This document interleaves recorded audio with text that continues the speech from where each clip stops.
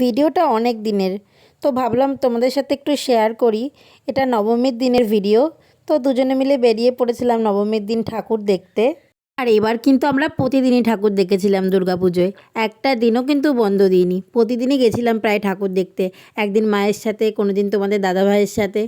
একটা দিনও কিন্তু আমি বন্ধ রাখিনি, প্রতিদিনই গেছিলাম। কারণ আমরা ৩৬৫টা দিন অপেক্ষা করে থাকি মা আসবে করে। তো মা আসে আবার কি করে ৫টা দিন পরে চলেও যায়। বুঝতেও পারি না কিভাবে আসে আর কিভাবে কেটে যায় দিনগুলো। এখন ভিডিওতে ভয়েস ওভার দিচ্ছি আর দিনগুলো খুব মনে পড়ছে।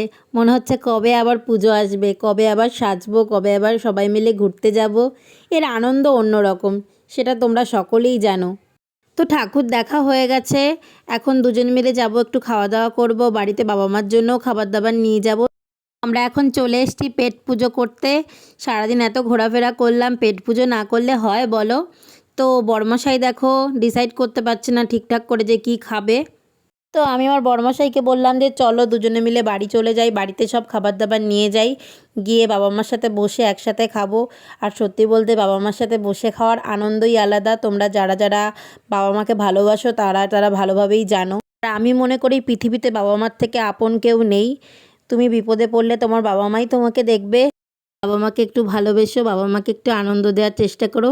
দিনের শেষে দেখবে খুব ভালো লাগবে, তুমি নিজের কাছেই নিজে অনেক শান্তি পাবে।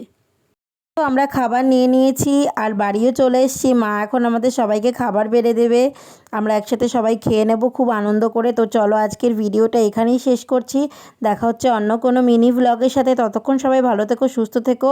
আর আমাদের ভিডিওটা যদি ভালো লাগে লাইক কমেন্ট শেয়ার করে দিও, আমাদের চ্যানেলটাকে সাবস্ক্রাইব করে আমাদের পাশে থেকো। তো চলো টাটা।